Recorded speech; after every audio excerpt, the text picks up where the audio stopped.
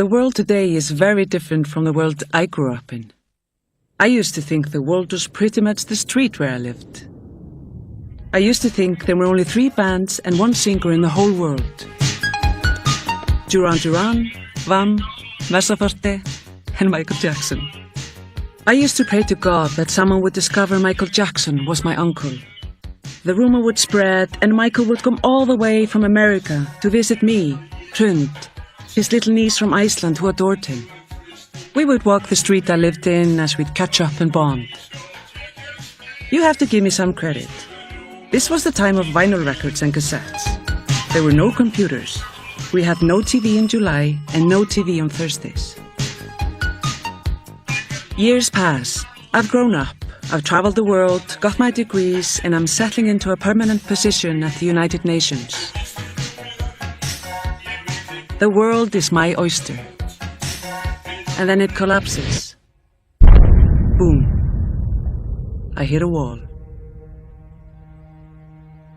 Look at you, look around us. People unhappy. We are totally disconnected with the brain and the body. It's so many people live in their heads and they don't live with emotions. So something must be deeply wrong.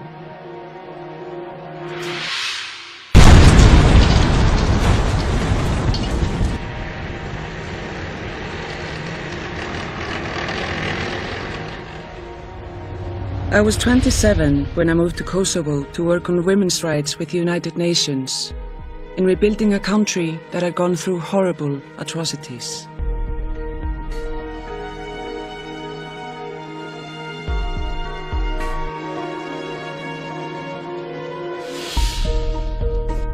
I gave it everything I had, but my problem was I didn't know my limitations. I didn't know how to deal with the trauma and sorrow that surrounded me.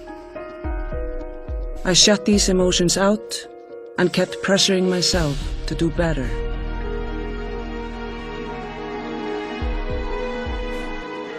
If you'd said to me at the time that I lived only in my head and not with my emotions, I wouldn't have known what you were talking about.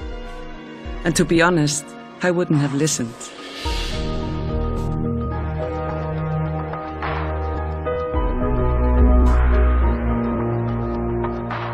It reached the state where I got so disconnected from myself that I was forced to think again.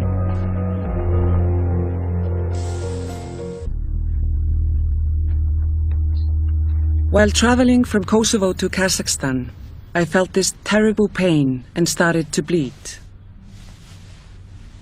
I didn't think much of it, just took painkillers and went on with work.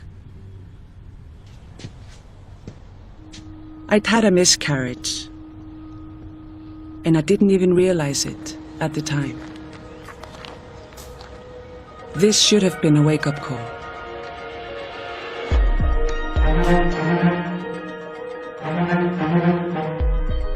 But I kept pushing myself at work. Soon after, I was in the unique position of having a guaranteed job at the UN for life. My dream had come true.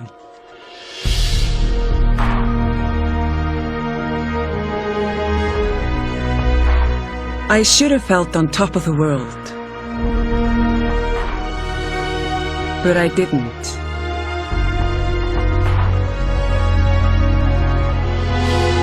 I felt more like a zombie, an outsider in my own life.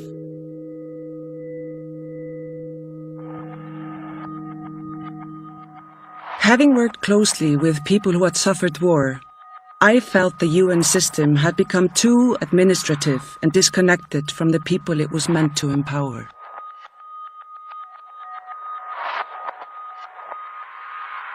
The world is changing so fast, and we are stuck in our old ways of doing things. At work, I would daydream about how I would do things differently when I retired. But I was only 29.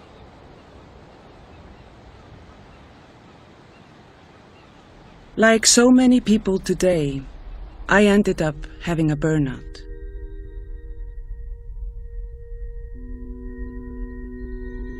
I felt like I couldn't breathe anymore.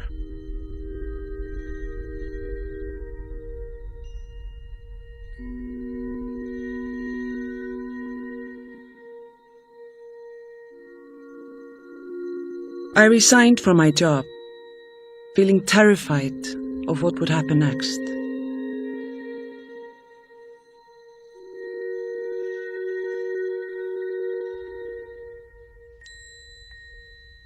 But what happened next wasn't so bad. I teamed up with my good friend Christine, a filmmaker who had just finished a project exploring children's ability to cope in today's world. We started our journey with an important question. Do we live in our heads and not with emotions? And if so, how is it affecting our lives?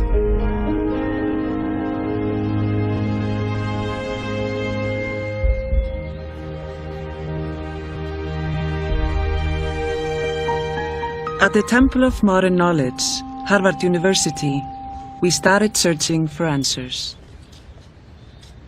You know, we're complex beings. We're mind, body, spirit. And when the pressure's on, we tend to just focus on the rational mind. We shut ourselves down. If we can't see inside ourselves, we can't use our greatest capabilities, and we'll never let our own intuition flow. I find that at the highest level, all decisions are intuitive. Look, if they weren't, we could just run them off on computers. We'd have all the answers. In the last 20 to 25 years of my life, we've seen the dominance of rational thought.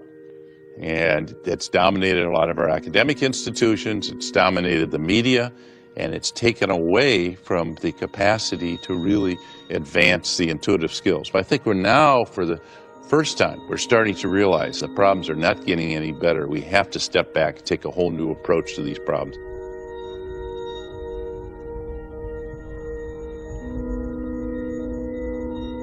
One of the challenges we've had recently in business is by going to this fully rational side and by focusing everything on the near-term measurement, analytical tools, we have ground out or expunged creativity from our companies. Tens of billions, hundreds of billions of dollars are being wasted. We think by more work, we get more work done. This is simply not true. I have students here at Harvard that just say, oh, I worked for 100 hours a week. Look, you cannot sustain that. You get lost in the numbers. You get lost in logic. You don't give yourself a chance to pull back.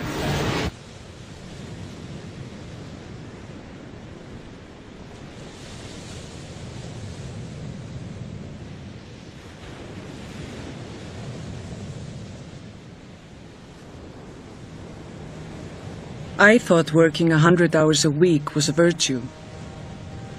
I had to burn out before I questioned that.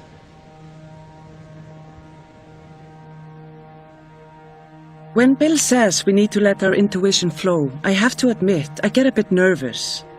Because through my academic studies, I'd been trained not to rely on my intuition. I meet another professor who combines economics with psychology to get a better understanding about how we make decisions based on intuition. Is intuition reliable? So one way to define reliability might be to say how accurate is my intuition in guiding my judgments or my decisions. And there I would have to say it is not very reliable. When I see you, my first instinct or my intuition might be to judge you by what I see. And, you know, if you are a woman, then some stereotypes that I have about women might come into mind. So seeing really is believing. And seeing affects our intuition. So if I do not see women in leadership positions, I don't think women can be leaders. If I do not see men as kindergarten teachers or nurses, I don't think men can do a good job in that. So our own biases can be dangerous when we take decisions or judge other people.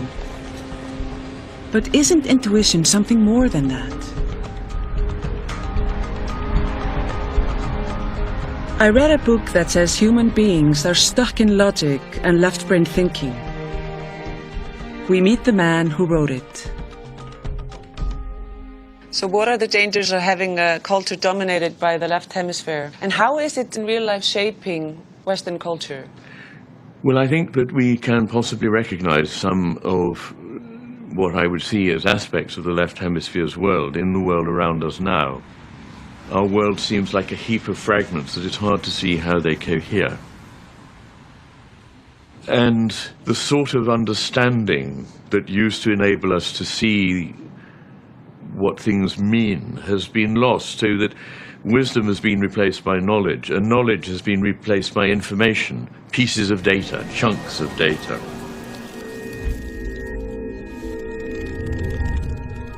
For evolutionary reasons, we have had to be able to attend to the world in two different ways.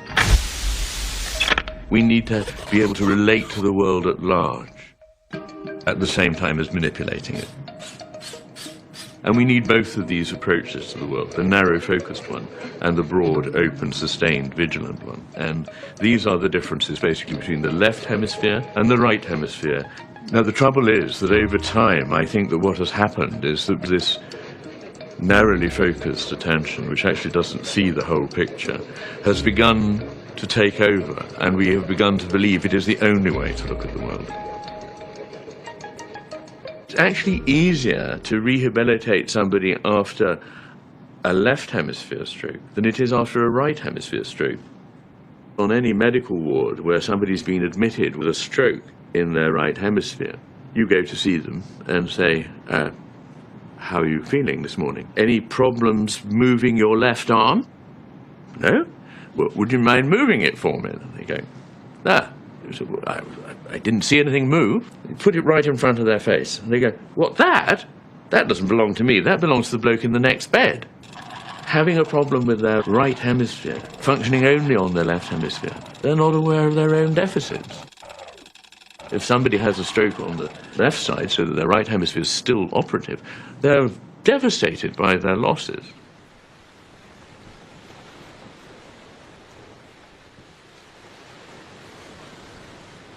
So how does intuition play a part in the way we use our brain?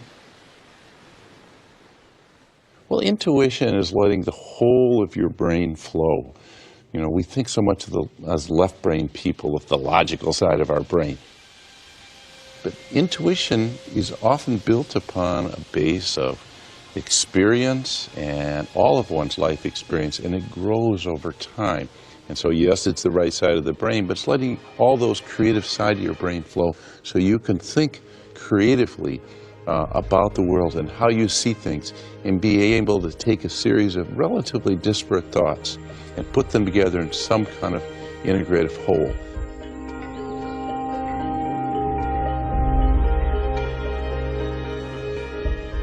And I think that's where great decisions and great ideas come from. The challenges we face today of poverty, of overpopulation, of our environment, energy in the environment, of education, of war, of global health, those problems are intractable, have been around for a very long time. Why? Because we haven't brought ideas together from different disciplines. If you just keep trying to solve the problem the same way you have and you failed, you're just going to repeat history.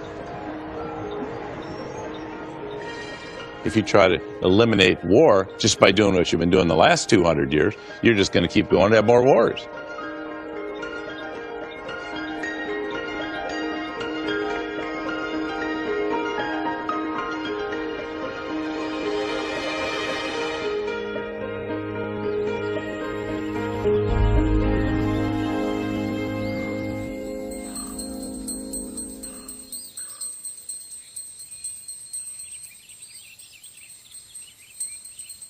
First thing that I ask people to do is just go out into nature and see if you can sit in nature for 5 minutes, experiencing nature through all of your senses without thinking. For most modern people, that's really tough.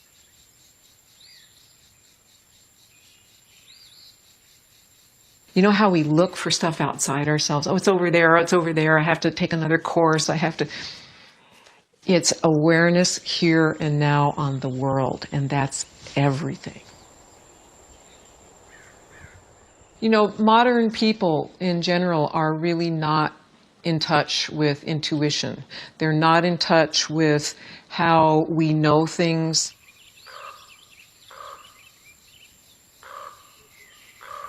We have let our awareness drift from the world around us to the world that we have made, the world of form, the world of our maps going from A to B to C, the world of strategy, the world of milestones and deadlines and endpoints.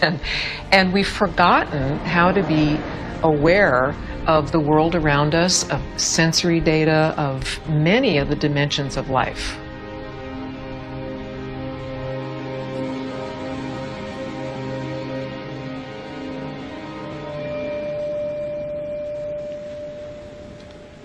Imagine our beautiful average 3-pound brain. 98% of our brain does not use language or logic or belief or strategy. It creates those things for us, but it doesn't use them. The other 2% receives what the 98% creates and goes out in the world and takes an action, goes to the grocery store, goes to work, comes home, that sort of thing. That's what neuroscientists call our relational mind. It's in relationship, it's making relationship between bits of data. The linear mind is the 2% left over. 2% of 3 pounds is 0.96 ounces, which is barely 2 tablespoons of brain tissue. I give this to my students. I think, consider this, people. You are awake in a scant 2 tablespoons of your brain, and what about the rest of it, right?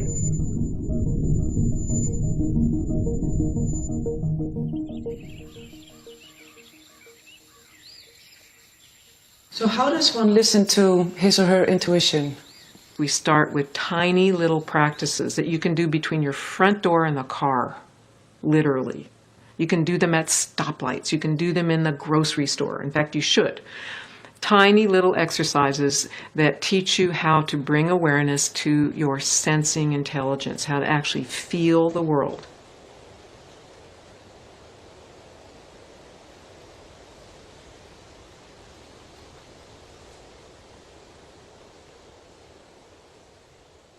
The Polynesians were able to map almost the entire Pacific Ocean without a tool because they listened to the ocean. They were totally connected through their senses, and they passed that knowledge down through at least 8 generations, and nobody forgot a detail. You have to have your awareness on the world around you. We can't do that anymore.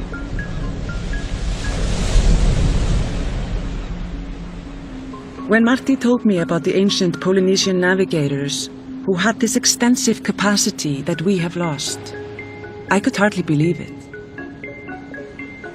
But the more I found out about them, the more curious I became. I wanted to know what scientists today think. The marine ecologist Enric Sala resigned from a university position to be able to explore the ocean firsthand. I am an ocean explorer. I spend a lot of time going to places of which we know very little about.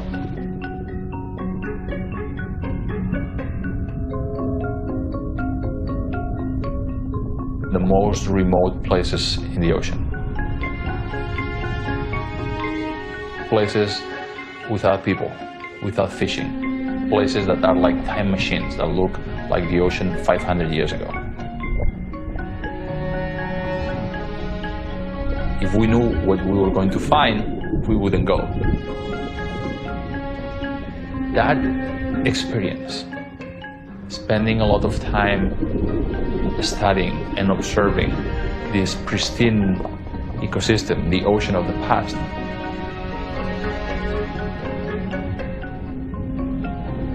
has helped me enormously to develop this intuition about what's wrong with the ocean today, and also how to bring it back.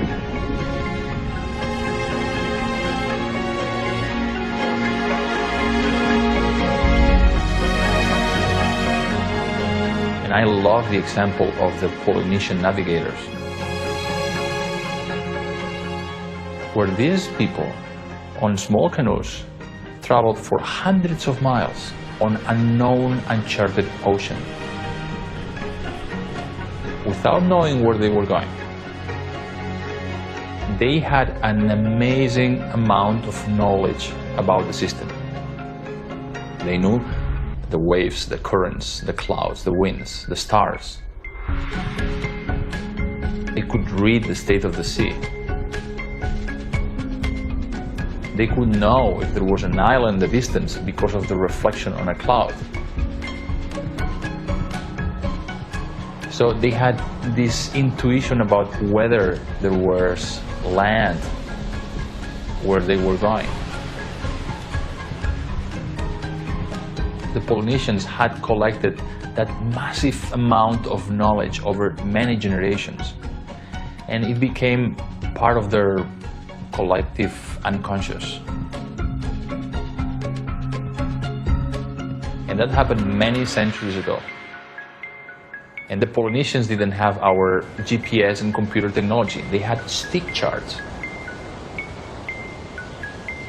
If you put somebody from the middle of Europe in one of these canoes in the Pacific Ocean, I'm telling you, they are not going to last very long.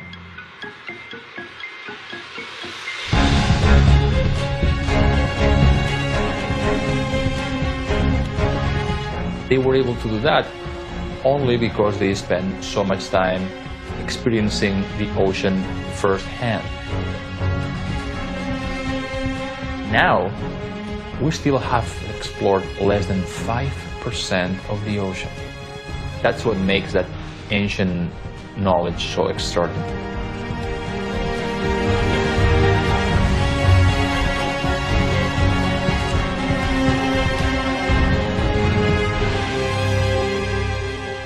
Our brains are constantly evolving, depending on how we feel, think, and what we experience. This affects how we build knowledge. But today, we are bombarded with information and distraction all the time. How can intuition help us sense the world and our place in it more wisely? Intuition is not just some pink and fluffy feeling. Intuition is the awareness of the subtle stuff which lies outside the focus of attention. The stuff that we're aware of subliminally, unconsciously, and if we spend too much time in the stance of our very focused conscious mind, we will not see why that should be important. It doesn't seem to be present, it doesn't seem to matter, one therefore cuts it out.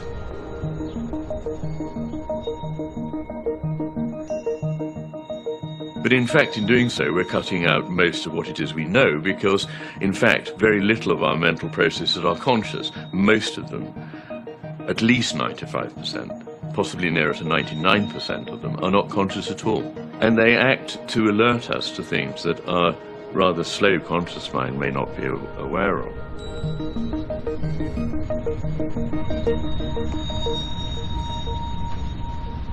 They therefore are often implicit things, subtle things. For example, you may meet a person and you cannot put your finger on it. This person seems extremely friendly, gives messages that make you want to trust them. But at some level you think there's something wrong here, and you cannot actually articulate what it is. And of course you might be wrong, but very often you are picking up something very important, because when we communicate, most of our communication is not in fact explicit at all. It's in tone of voice, it's in implied meaning in the choice of words, it's in metaphor, humor, irony, and so on.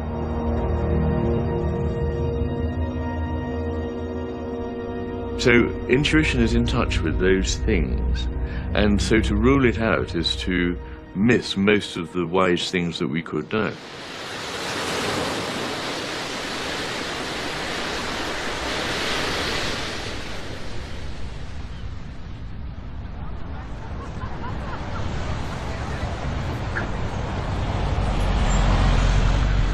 I met Tan Lee while studying. Last time I heard, she was designing brain scans. We wanted to know if intuition can be seen in the brain. Intuition, it's something that we haven't studied in any great detail. This idea of being able to measure or even observe intuition is a new phenomenon. I think in the last decade, there's been more interest from a science standpoint to try and quantify and understand intuition. But I think early findings suggest that it will be possible for us to understand the frameworks that really form the basis for allowing us to have this sense of knowledge from within.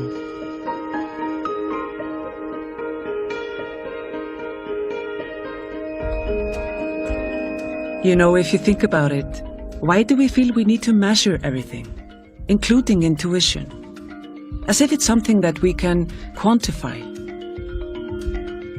Apparently, we have hundreds of neurons in our stomach that affect the decisions we take. All the moments I've felt a knot in my stomach or my stomach has been full of butterflies. What are these feelings telling me? And can I trust them?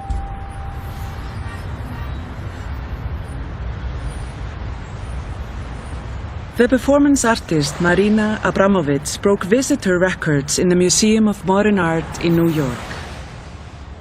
People waited in line. They even slept outside to get a chance to sit in front of her and look her in the eye. My function was to be there present 100% for them.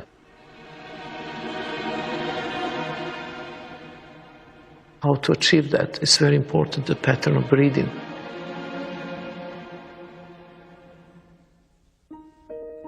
You know, every time you breathe faster, your concentration is less. But if you breathe rhythmically and slowly, and then you can achieve that kind of state of mind of the moment, and then that can connect you with the person in the front of you.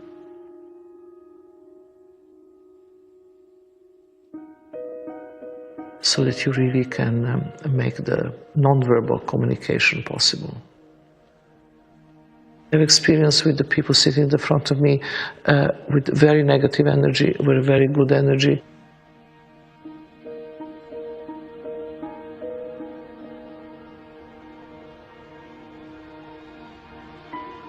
I experienced so many people who have in tremendous pain and they project on me and I can feel their pain.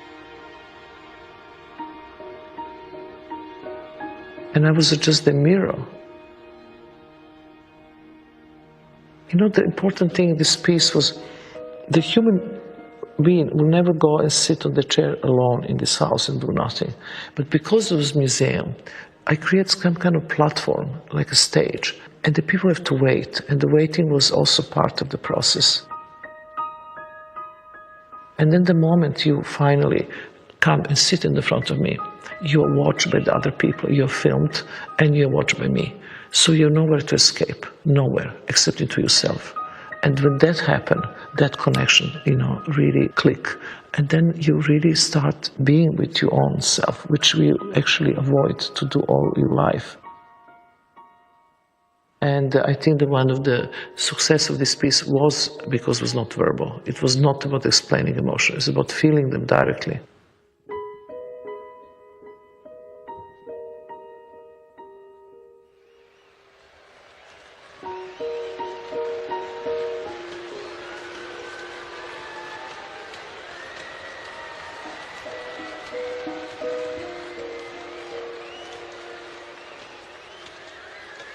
After I sit for such a long time, 736 hours in MoMA, finally the American scientists got very interested in me. And they proposed me if I would do an experiment 1 year here in America. Later on, the Russians got interested, so finally we end with this big symposium on the data based on research on my brain. There are different subjects sitting in the front of me. I would just look at them, and they can really measure the wavelengths of each brain and see what kind of information it's sending. They told me that my brain activity is much stronger than anybody else. My wavelengths are longer and brighter, and the kind of intensity is very strong, so that actually participants can, really react on that, and this brain reacting it, and it's all on subconscious level. It is changing radically the way in which we can start to undertake research around the brain and how our brain structures interact with each other, how different neurons synchronize and desynchronize in response to different types of behaviors and activities and learning. When two people have the same set of oscillations, we call that neural synchrony. We can actually see it now in real time, when it happens, as it happens. Couples who have lived together for many decades, who are still very, very much in tune with each other, when you take them in two separate rooms and you ask them to recall very similar types of events, their brain activates similar networks. It's basically a moment or a series of moments where two brains are acting in concert when they're thinking and recalling the same types of activities or the same experiences, which would suggest that they are highly in tune with each other. In layman's terms, it's like being on the same wavelength. Very, very interesting studies, which, might seem to suggest why they're still together at this time.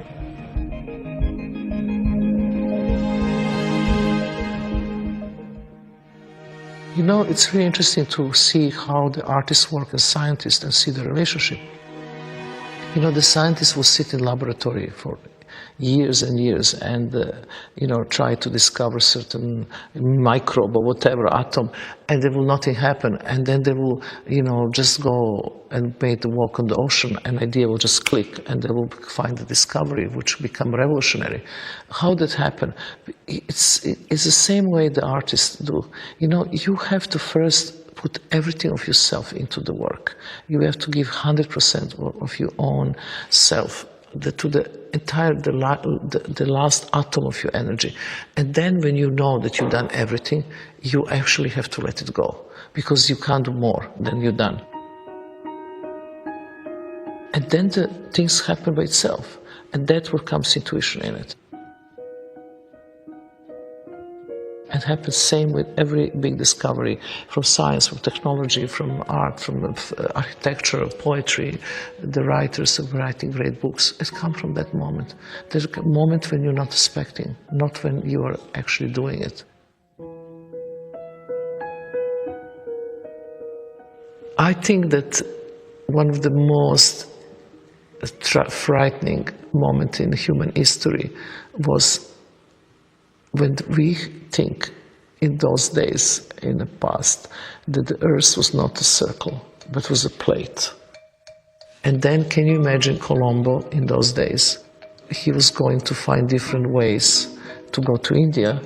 He was going to the complete unknown, because he didn't know where was the second road to India, and he had the possibility to fall off the earth into complete hell. Can you imagine falling off the earth? How frightening is that? And then he took that journey. He took this courage to go into unknown and find America.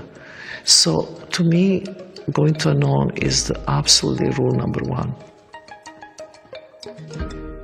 We never can change our life or ourselves if you do things we like. We are always in the same pattern, the same shit. We are, falling in love with the same wrong guy. We are repeating our lives all over again, because we always like doing what we like, and it's so easy.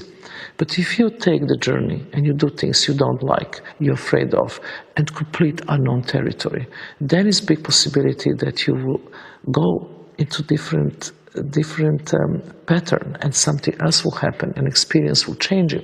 But also there's a big chance of failure. And I think failure is such an important aspect of everybody's life, that we have to really be ready to fail. Because if you experiment, you don't know what is going to happen. So the failure has to be part of the journey.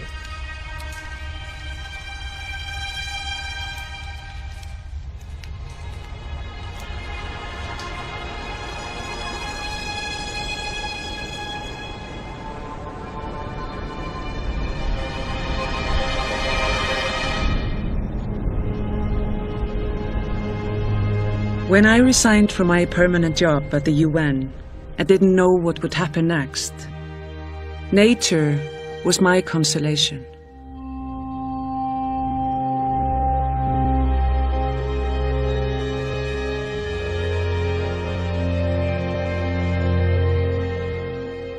I love what the Dagara elders say in West Africa. They say that we've been given 5 senses because we're intended to have multiple views of the world at once, all the time.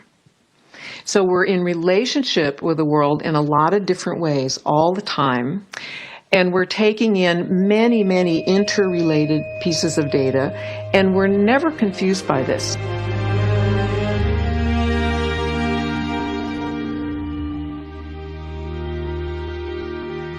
Mother Earth is this symbol of the generous womb that gives nourishment, life, and vitality to all that lived in it.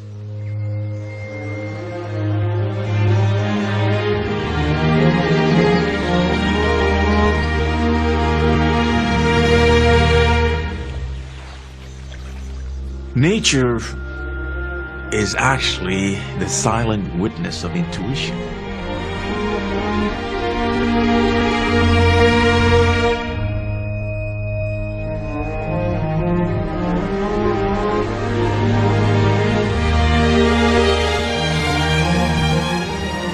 Nature speaks in all kinds of languages. Nature is interested in the inner eye, the inner ear, the inner capacity to make sense out of something which external consciousness might consider chaotic.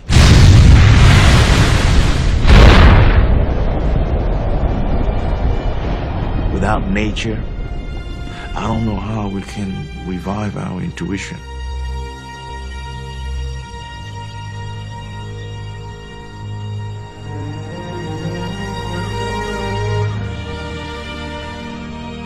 What would it be if Westerner were to lend a little bit of credence, give trust to the power of their intuition?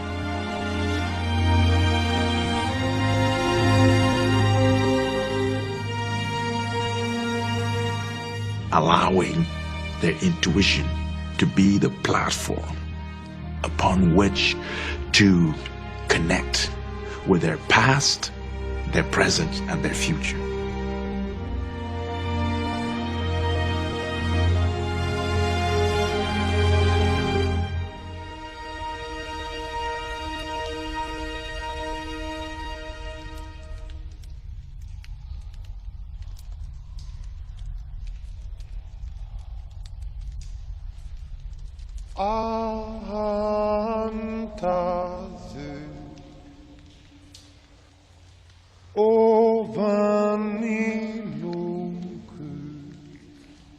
Draußen djupt frostigt,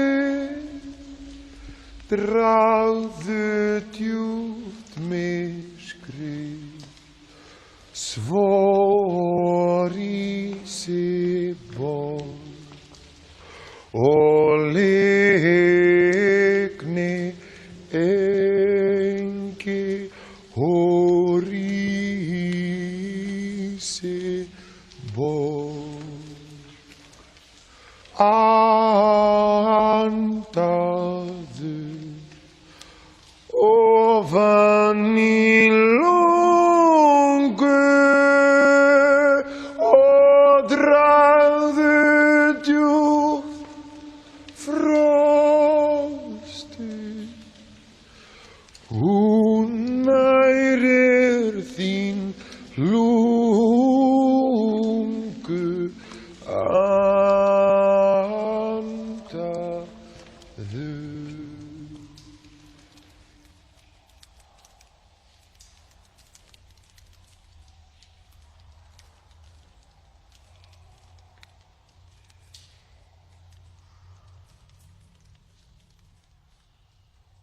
What is blocking our connection in this world is noise. A lot of it. And Johnny Chainsaw. Oh, there's a chainsaw. This is take 2? For me, at this juncture, and within the context of what we're talking about, intuitive.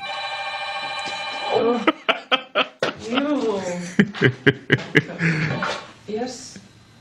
Yes, hello. Hi, I'm fine, thank you. How are you doing, Melodoma? This is like the essence of our interview is just taking place now. That's Really right. busy, we can't talk. Distraction. We call that entertainment.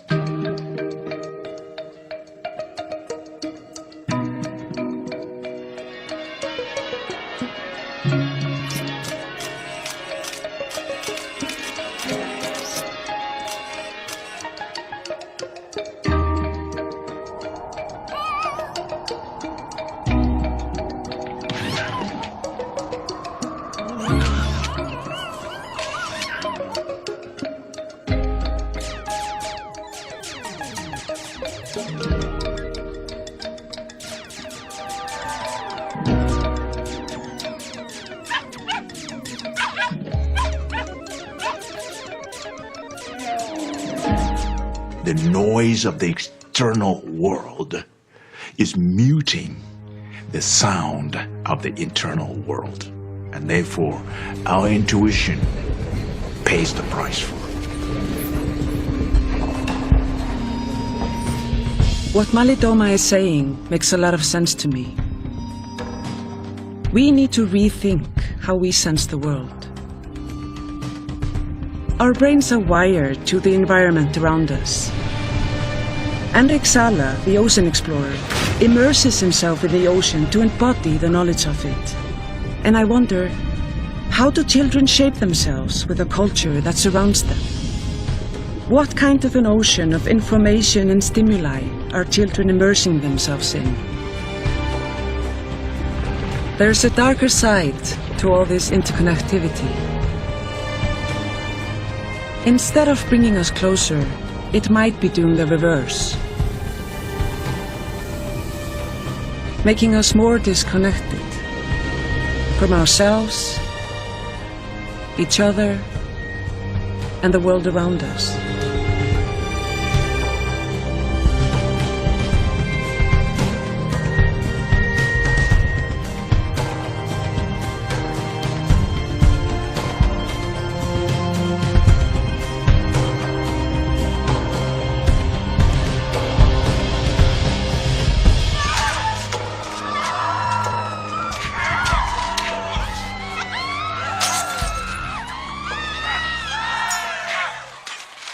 Rockstar Games' satirical crime series has regularly topped sales charts, but has just as often been presented as Exhibit A in the debate over whether violent video games incite violence in players. I think the important thing that's important to remember is that there are many things that you can do in Grand Theft Auto. Some of them, I think, are distasteful. Well, I guess a lot of them are at some level distasteful. But I don't necessarily think that the violence in Grand Theft Auto against women, obviously it's problematic at a very base level. But I think if you were to look at it in the landscape of broader media, it wouldn't necessarily be anomalous. So let me get this straight. This brutal violence against women has become so common in broader media and computer games like Grand Theft Auto that we shouldn't see it as a problem? What does that mean exactly? That violence is becoming a normal entertainment for children? One of the shocking examples of violent behavior and lack of empathy towards others is the Richmond rape case in the United States. Police say at least a dozen people watched a 15-year-old girl get beaten and gang raped and did nothing. It was a mob that took over. I feel like I could have done something, but I don't feel like I have any responsibility for anything that happened. Where's the spirituality? Where's the compassion of those who just watched and did nothing?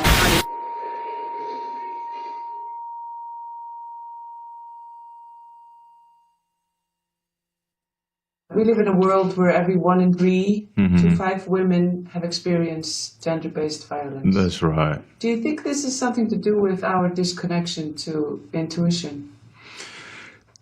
This is so matter of fact. I wonder why you asked the question. The truth is, our disconnection with Earth translates into a kind of disrespect of the feminine. I have the right of education, I have the right to play, I have the right to sing, I have the right to talk, I have the right to go to market, I have the right to speak up. The Taliban targeted the 15-year-old Malala Yousafzai and her friends. He asked for Malala by name and then he shot her.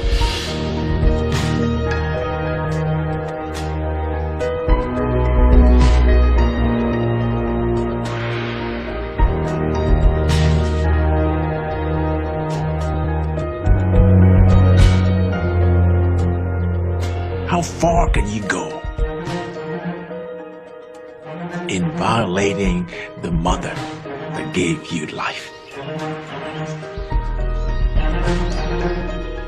As long as the feminine is diminished, the connection between us and the earth is going to be always underscored by a big question mark.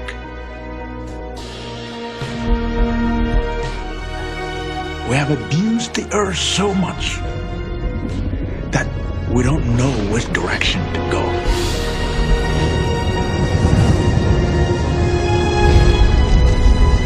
We must wonder what the connection between this increasing masculinity that is translated in terms of repeated violence or the love of it.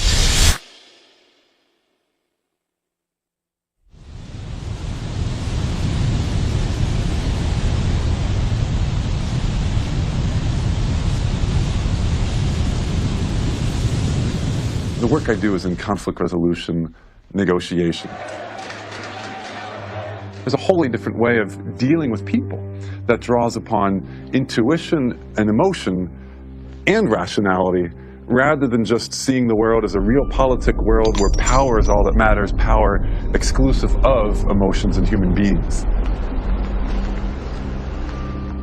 What are we teaching our children? Math, absolutely important. Language, absolutely important. But at the end of the day, our world is a functional world. We need to act in this world. We need to interact in this world. That takes a certain set of skills. Skills in understanding what other people are feeling, knowing what we're feeling. That's the intuitive piece. And again, I think there needs to be that space in the curricula for students. I wonder, is there someone somewhere who's addressing these issues?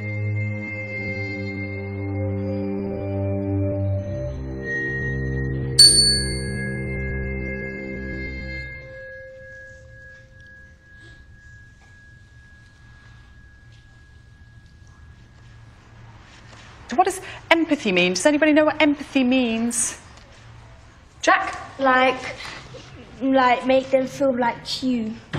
No, you're trying to feel like them. Yeah. So you're putting yourself, it's seeing it from somebody, it's seeing a situation from somebody else's perspective. So like you're in them. Yeah, you're in their shoes, absolutely. So we're going to read The Three Little Pigs, and I'm going to give you characters, and I want you to think about how that character's feeling. So, The Three Little Pigs.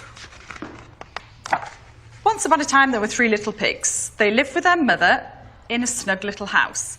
And children come from such different backgrounds. Making them aware of mindfulness and teaching them to be mindful of others and themselves and things around them is absolutely essential. And it on.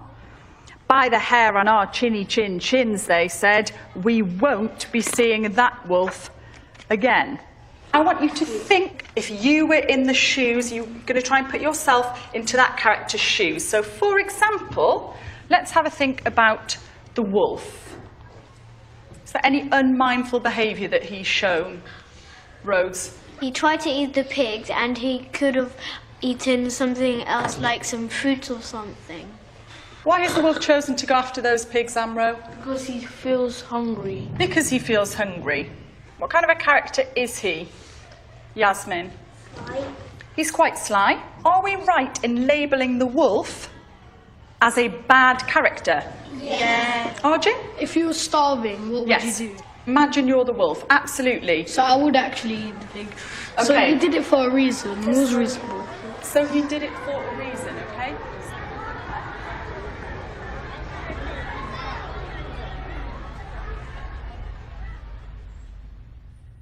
At Addison School in London, they take an unconventional approach to children's learning called Mind Up. It combines mindfulness practices with science to build children's emotional skills and help them cope in a busy world. Okay, you can open your eyes now. My name's Shiloh. I mean my whole name. No, Shiloh is good. Yeah, I'm 8. My brother's name's Lorenzo, and he's 8, but he's going to turn 9 on April the 18th. I just live near a house over there. I live in a flat with my mum. My mum and my brother.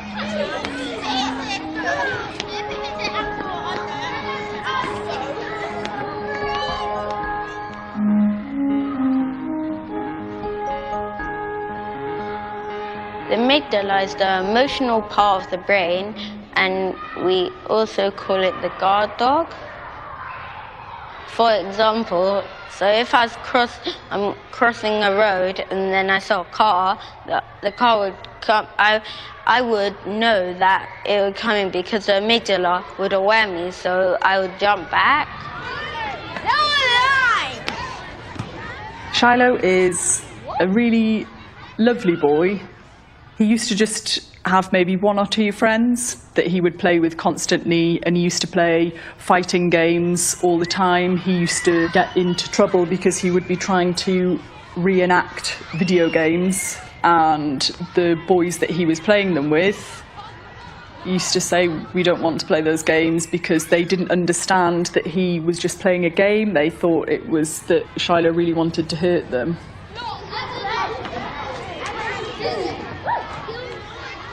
Just have a think about why we do brain breaks. Why is it so important? I think if you're angry and you want to do something else, your amygdala gets fuzzy, and it can't make sensible decisions. Good girl. And your prefrontal cortex, it stops sending the messages to your brain. So the messages stop getting to your prefrontal cortex. The prefrontal cortex is a bit of your brain that will help you with your learning, and it will make you a better person so you can be really calm. It helps you do the right decisions. That makes your prefrontal cortex the wise hour. When do we normally use a brain break? 1 in the morning. We use 1 after break and 1 after lunch. Anything else, Shiloh? Anything specific? Can you think of a specific example?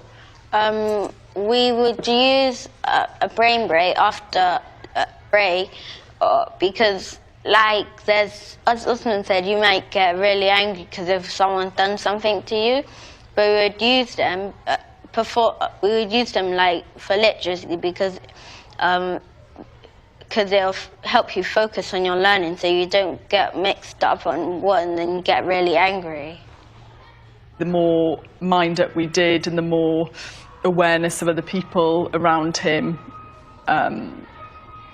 he just changed. He's a lot calmer now. I never see him raising his voice, shouting, getting angry, really. It just seems that as a person he's become that bit more mindful and caring and aware of what's going on around him. The hippocampus is your saver. It saves all your good and bad memories. If you didn't have your hippocampus in you, we don't really get to be a positive thinker, optimistic. We'll just be pessimistic and a negative thinker. I used to don't achieve that much stuff, and now I just achieve that. I achieved that I've done mind up, and I've achieved most of my literacy, because I used to be like, I think a 2B, but now I've moved up to a 2A, and now I'm kind of moving up. I'm halfway moving up, so now I'm almost going to be a 3C. He's very aware of his levels. He's nearly going to get to a 3C, so he's obviously quite proud, and he directly relates that to Mind Up, which is brilliant. Do your parents use it? Mine don't. No, I tried to teach them, but my mum just doesn't listen to me. She says, I tried to teach Mind Up. I don't think I've heard of that. What's it about? Just sitting down? doing nothing, closing your eyes. She just finds it boring. You need to let those juices flow. You need to let the creative side of your being flow. You need to be into it. How do you do that? The only way to do it that I know is to have habits or practices that you practice every day. And people will tell you, I don't have the time. I'm far too busy. Actually, it gives you so much more energy. One of those are mindfulness practices. So the little trivial things kind of wash away. And so what's left at the end of all that is clarity about how to see the world.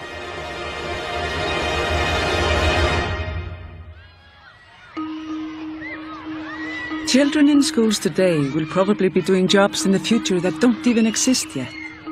We have so many options for how we prepare them for the future. It's been truly inspiring to see new ways of thinking in schools around the world, helping children regain their confidence and imagination. In India, School in the Clouds helps children access the internet and discover the world for themselves. We got the internet! The world is limitless. Grandmothers in Britain share knowledge with children in India. Another example is from Bali, where parents have set up a nature school. The time children spend in nature has decreased dramatically over the years to the detriment of their well-being. But nature enhances children's sense of belonging, happiness, and resilience. In Iceland, schools are teaching girls and boys to build relationships on trust and care. They believe expansive surroundings can help broaden mindsets and induce creativity. So when children find it difficult to sit still and concentrate in the classroom, they are invited to let off steam and run around. The Mind Up program brings together ancient wisdom and new scientific discoveries. It helps children let the stillness within interact fruitfully with the fast world around them.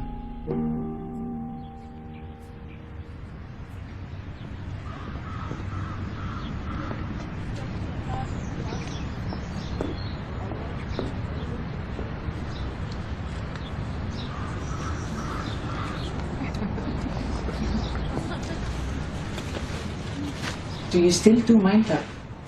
Yes, I do still do Mind Up because my brother, Lorenzo, he can get on my nerves and stuff like that. It's not even helping, so why should you get the credit for it? I need Mind Up to help me to calm down, because if I didn't have Mind Up and I didn't even know what it was, I would have got angry at Lorenzo for even the smallest thing we caused as a problem, disagreeing. A few weeks ago, my brother smashed and broke about 5 of my birthday toys I got for my birthday. So I asked him to go into another room because I didn't want us to get into a fight. So I calmed down and I used Mind Up in my house to calm me down. This is your time to shine, Silent. You're just giving up on stuff. That is really mindful, isn't it? Hey, that's my line. Shiloh's kind of made me aware that there's different methods to channel your anger, although it sounds a bit crazy because I'm his dad and he's teaching me how to behave when I'm angry, but I say you're never too old to learn. He's kind of giving me the little tiny lessons well to breathe, that if you feel angry about something, there's nothing wrong with just stepping out of the room and just composing yourself, probably thinking about something positive and then coming back and apologizing. I found it hard before to apologize. I think it was probably a male pride thing, but he's kind of made me realize, well, it's just all right to apologize sometimes, even if you feel that you're in the right, but just to help the situation become calmer. There's little things that he's been teaching me, which makes me a better person as an adult and a better partner to my partner and friend and a son to my mum and just a better person in general. It's this tremendous library that every one of us has inside of us. You have the ability to use that library. You're already fluent in what it says. We all are fluent. Are we going to use that information to make the wisest decisions we can? Not only the smartest decisions we can, but the wisest decisions we can.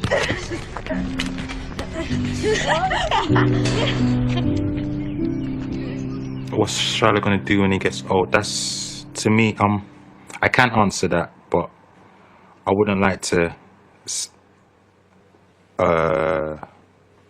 say it out. Not say it out loud. I wouldn't want to tell you what to do because I want to give you your own options in life. So when you get to a certain age, you can directly say, okay, now I want to be a doctor, daddy, or I want to be a lawyer, and then you could channel all your energy and focus onto that. But that's the least I would be, I have to say. You see, and that's what Dad would like him to be. So, as I say, it's up to him what he'd like to be when he gets older. Once it's something positive, money counts, but money's not everything. It's all about happiness and enjoying life. I would want to be a scientist, because the thing is about scientists, I would want to make something that will make people immortal. My daddy. Yeah. Oh. And Lorenzo. And Lorenzo, yeah. And Mommy. And Mommy. Yeah. Yeah. So, that's all I was gonna, I think, work out, if I could, try. No, I just have so many options I can't choose. That's it. That's what I like to hear. No. That's what I like to hear. He's got options.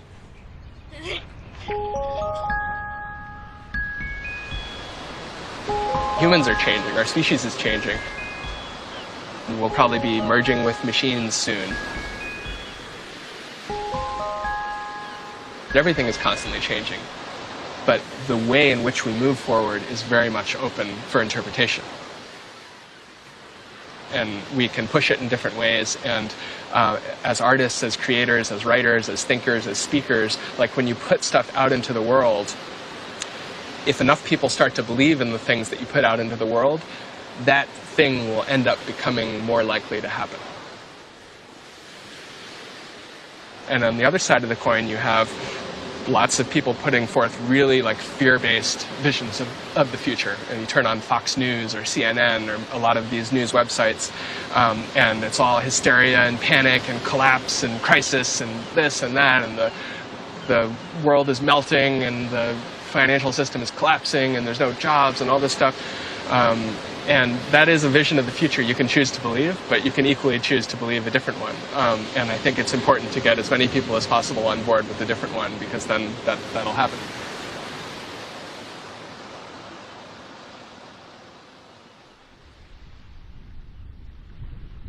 Imagine for a moment that we are made up of two rhythms. One breathes in, the other one out. One reflects, while the other one reacts. One feels, while the other one calculates. When Shiloh learned how to balance the two rhythms by consciously sensing the world from the inside out, not just from the outside in, his life changed. After being exposed to all this wisdom and knowledge, I realized that there had been a missing link between my inner world and the world around me. I found the missing link rooted in the ancient Icelandic language, in the word for intuition, which is innsæi.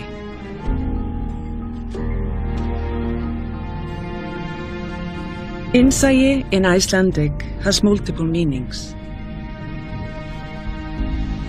Innsæi means the sea within. It means to see within.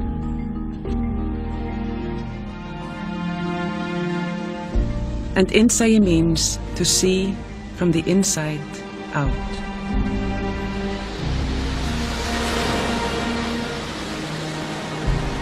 The sea within is the borderless nature of our inner world. It is constantly moving. It goes beyond words. It is a world of vision, feelings, and imagination. The sea within cannot be put into boxes, because then it ceases to flow.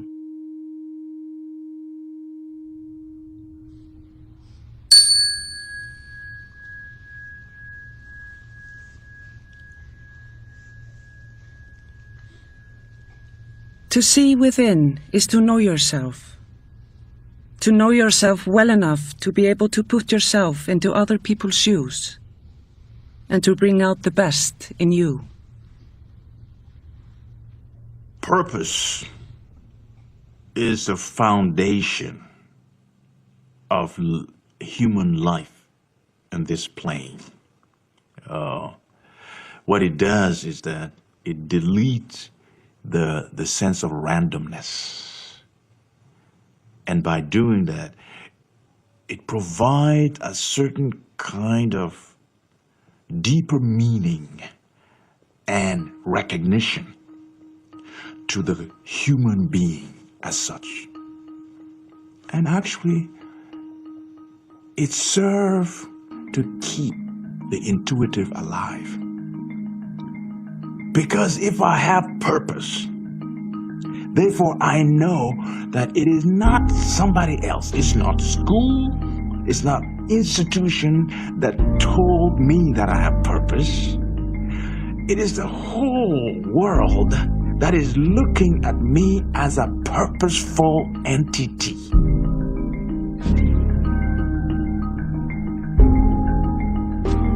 What we are experiencing has an answer deep inside our bones. And if we were to move away momentarily from the distraction of this world and all the written and shakable truth associated with the external world, we will find that there are subtle answers whispered into the inner ears, carried by our intuitive channels. Therefore, I need to get inside myself, activate my intuition so it can spell out that purpose for me.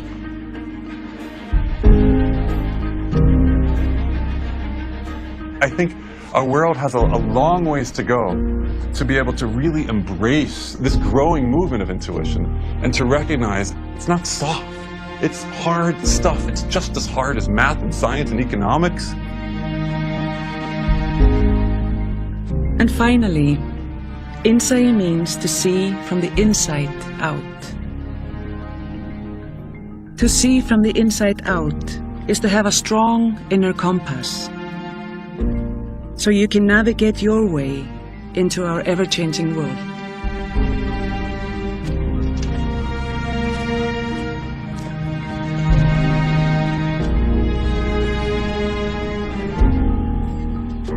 Insight. Insight. Insight.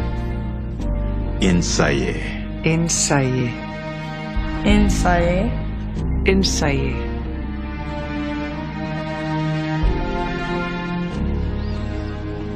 Mindfulness practices and nature help us tap into insight.